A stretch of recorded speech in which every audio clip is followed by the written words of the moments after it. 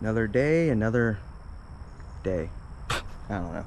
Just got back from the store, got some insulation and wood, and I've got a plan for what we're gonna do for the back.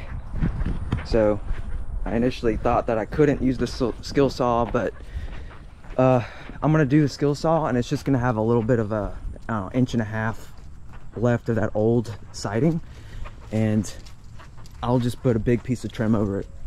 So that's what I'm gonna do. I actually test cut yesterday with the skill saw, and I cut it not too difficult. So let's get it done. I need to get this moving along. Rain's on the way.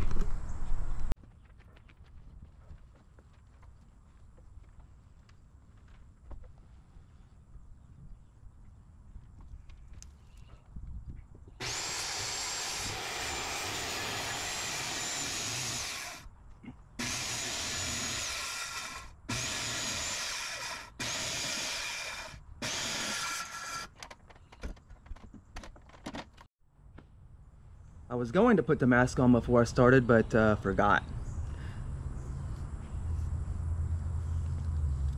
Was quickly reminded, breathing in all that dust.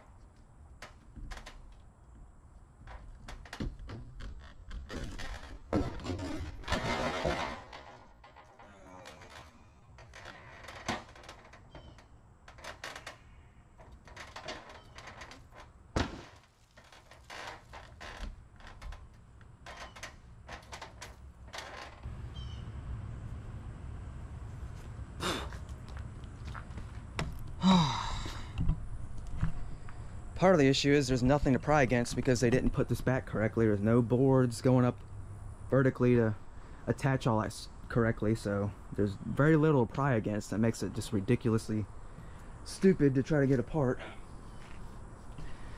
But we're getting there. I had to take the mask off because the dust is done and it makes it very hot.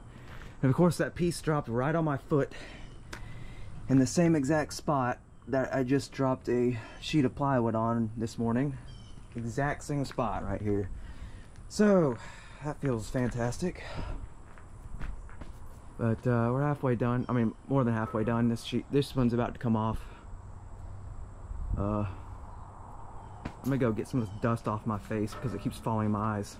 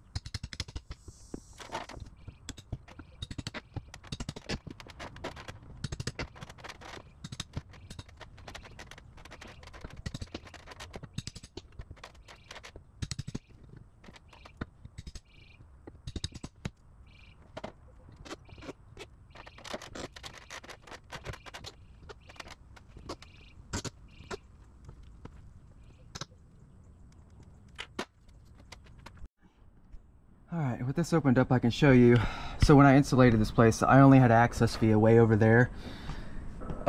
So I got to almost the entire shop just from that.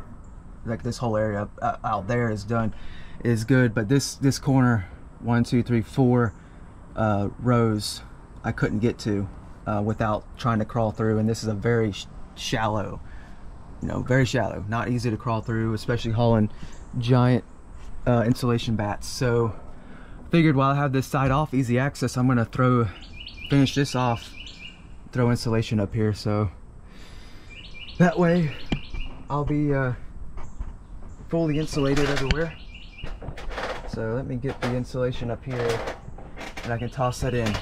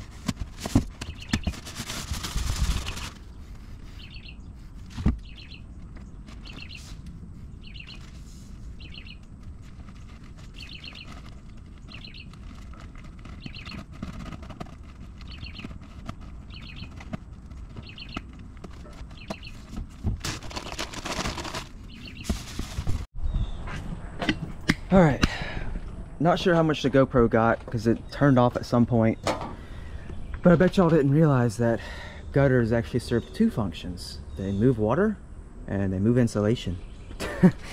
Now, is this the proper, quote, air quote, way to install insulation? No. Is this a living space? No. This is a detached garage that I use as a workshop. So, I'd say that's good enough.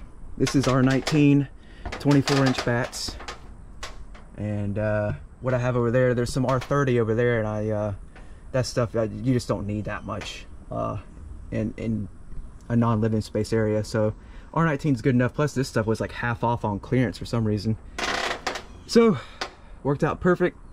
Covered all the space all the gaps that I had, and then I had a little extra. So this is some R13, and it's only 16-inch for walls, but I mean, it's what I had at the time, and this is better than nothing. So I'm telling you, even without this stuff, that place stayed cool pretty well in the summer. But this is gonna be phenomenal now.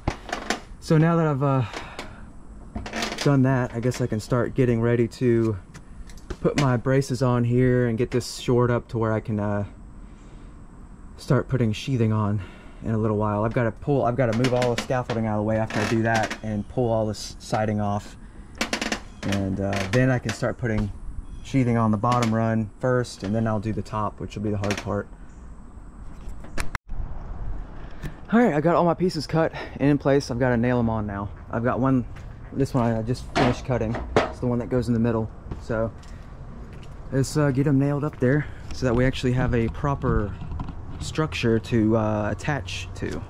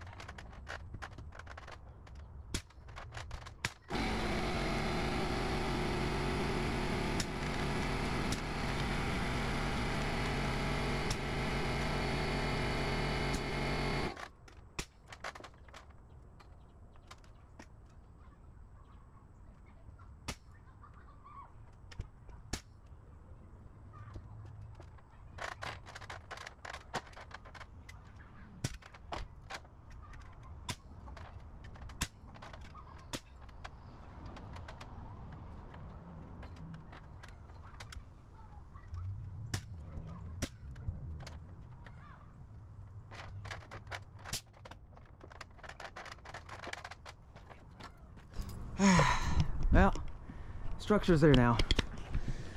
Whew. So, time to rip some more crap off.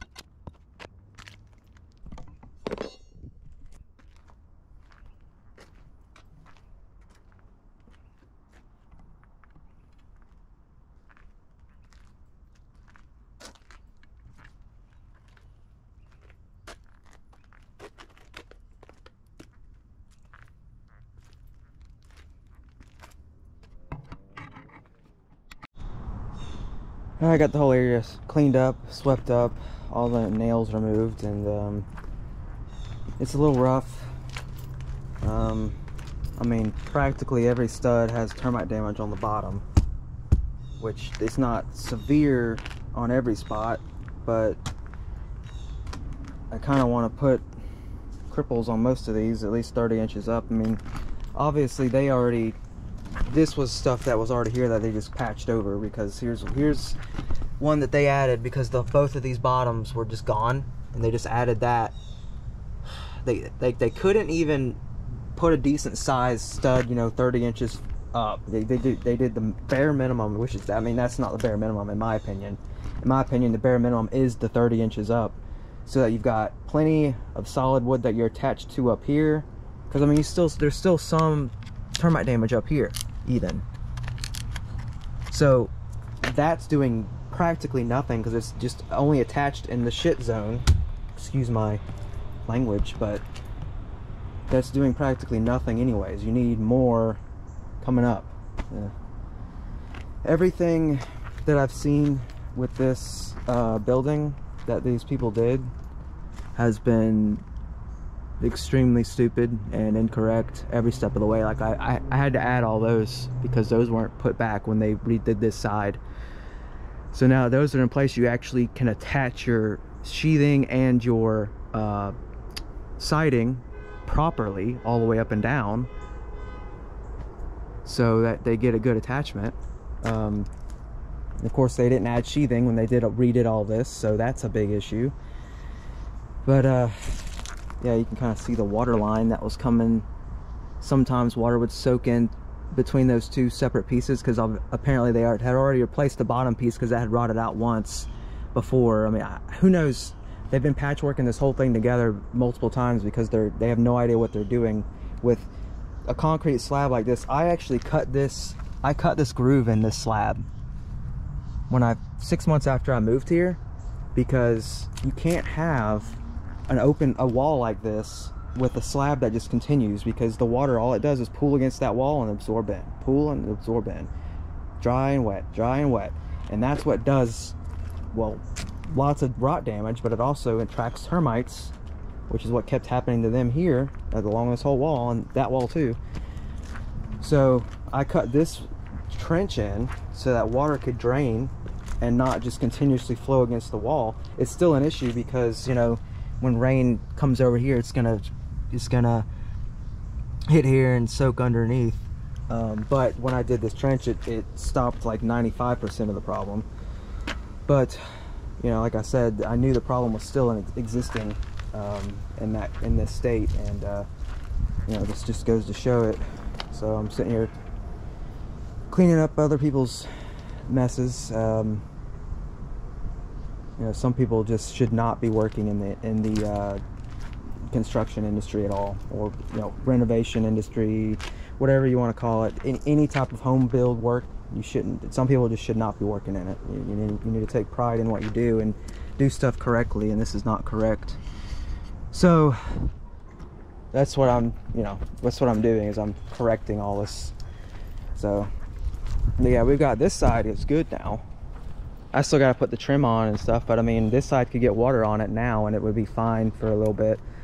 I got to put the trim on the bottom, and then we'll be plenty good in the top and all that stuff. But I mean, the way I've redone this side is going to be so much nicer. But oh yeah, I also forgot, when I added the insulation to all the walls, I forgot these two spots until I had already put the sheathing on the inside. So I said, oh well, at the time, but now I can come back and fill it back in. So, oh, another thing I wanted to mention too, a reason why it was so difficult for me to get these panels off, yet again goes to show how, I don't know, I'm stupid. At this point, it just seems to me like, really, if you do this much stuff badly, you're doing it on purpose. I don't see how you could think that anyone could think that any part of this is correct the way it's been done. But these are all the types of fasteners that they were using throughout that wall in random spots. So you've got giant nails, galvanized, that's good. You've got smooth shank galvanized, too small for siding, but that's what most of the nails that they were using were. You've got non-galvanized ring shank small nails, also too small to be used in siding, but that's what they used a lot of. Then you've got inch and maybe an 1/8 brad nails. No idea why those were used in this. Then you've got 1 3/4 or 2-inch brad nails. Then you've got 2.5-inch brad nails, and then you've got staples that were obviously not galvanized. So what, 5? 1 2 3 1 2 3 4 5. Well, if you count each of these, it's more, but each of these lengths, but all those different types of fasteners for your siding. Who would, in their right mind, would think that that was right? So that's why, with all the other stuff going on too, that's why I just think these idiots did this on purpose. Like, they just did not care. It's obvious. Oh, well, there's my rant. Anyways, I'm gonna poke around the bottom plate. It's rough in a few spots, and I just want to kind of see how bad it is. So let me check that out, and I'll bring you back. So I think I've got a plan. This side looks decent. It's, you know, got a couple spots here and there that are meh, but I think overall it's decently solid. The worst part is going to be like this part toward the middle here, where it gets kind of crunchy a little bit right there. But I think overall we're pretty good. Some of these, you know, I'm gonna add a cripple to, like that one, probably that one, this one. I'll just add a 30-inch or so extra 2x4, so we have a better place to attach to that one. Obviously both of these, if I can pry that off and then put one on both sides of this, that would be ideal. I'll add it to that one. Excuse the loud noise.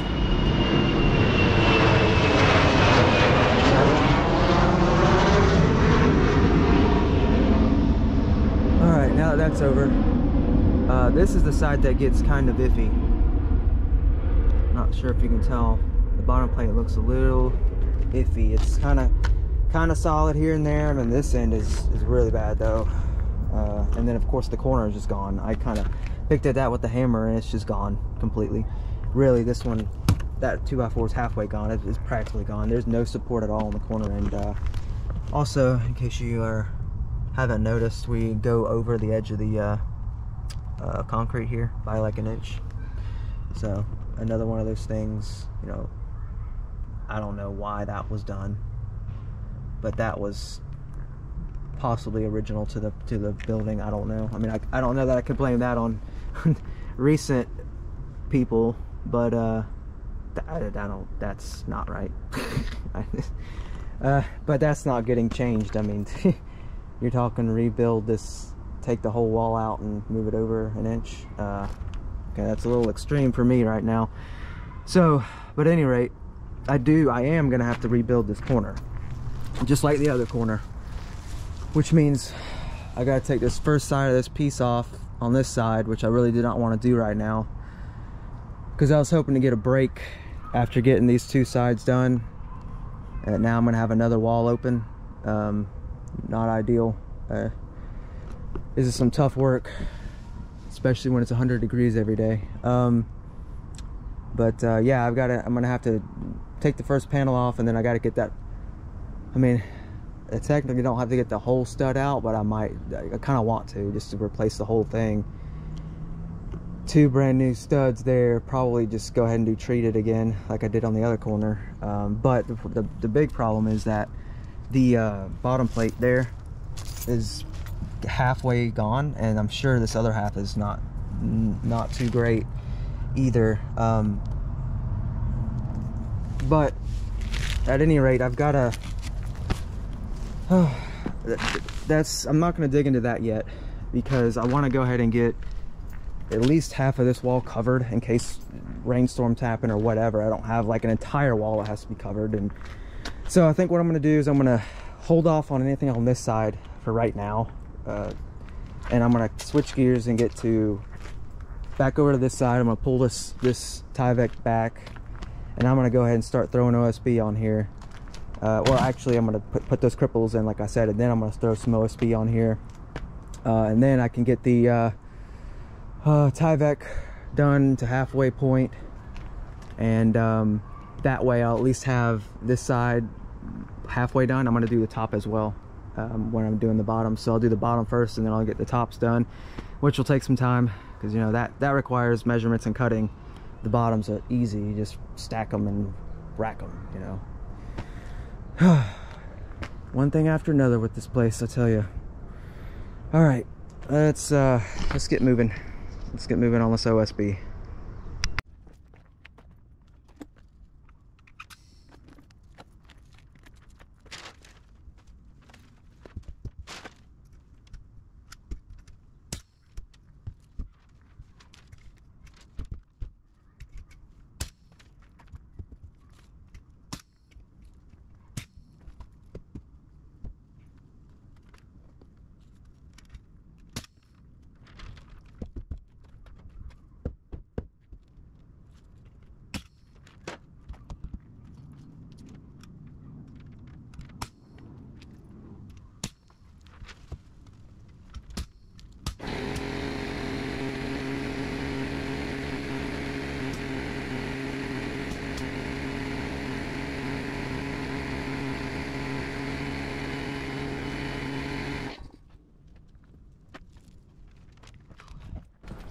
Alright, so these are in place where we needed them. Put one on each side of this. That's solid. Might put one there, but this is the second half, which I'm not gonna worry about right this minute. Just want to get this side squared away. So now I've got those in place. Let's get some of this sheathing on the wall, shall we?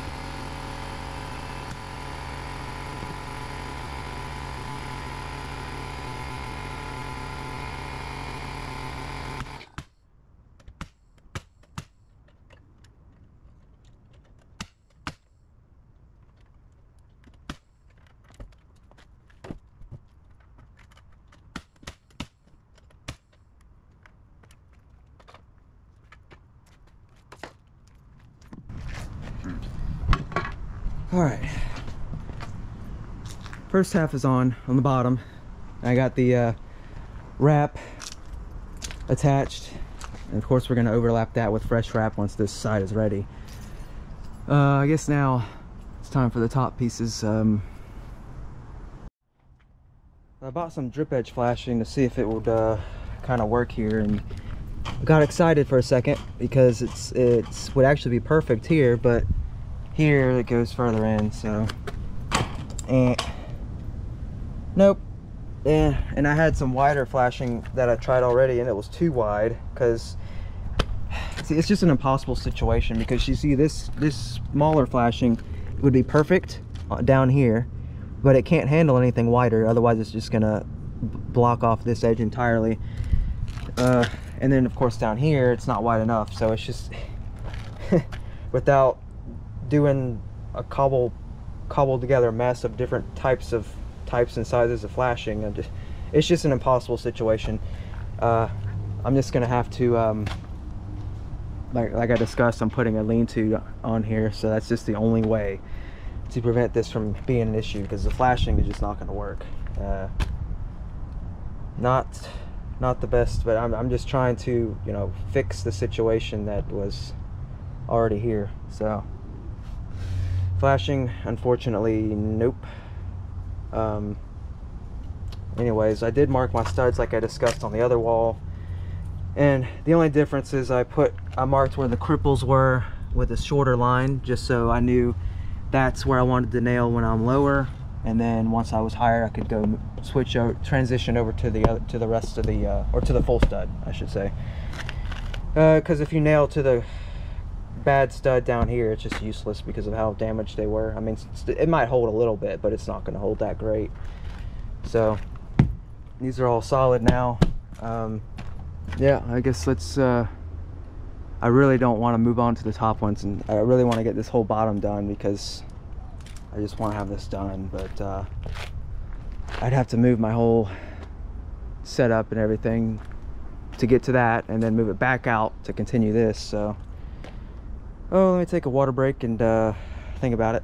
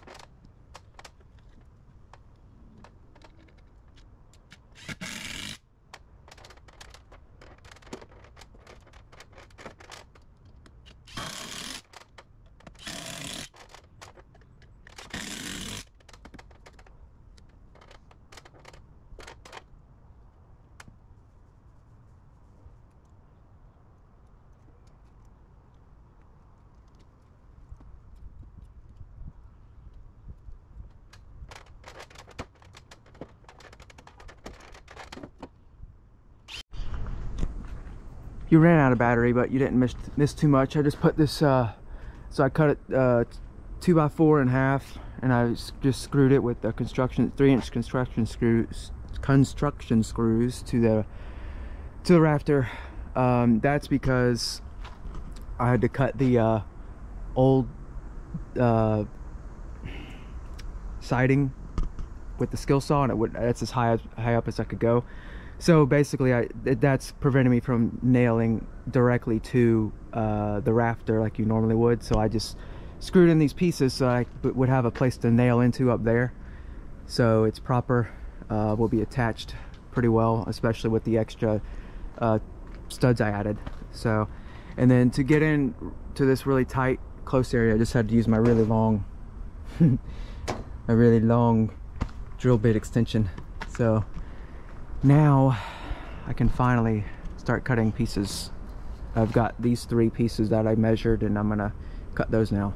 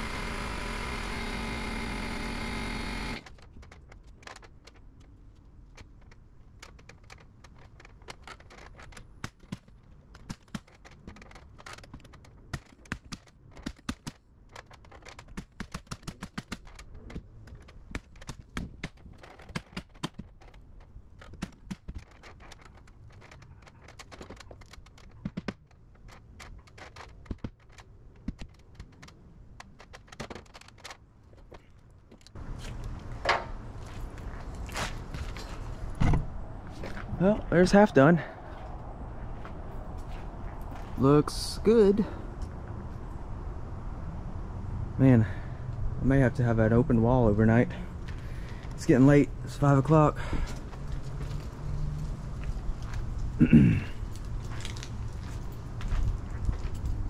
Yeah.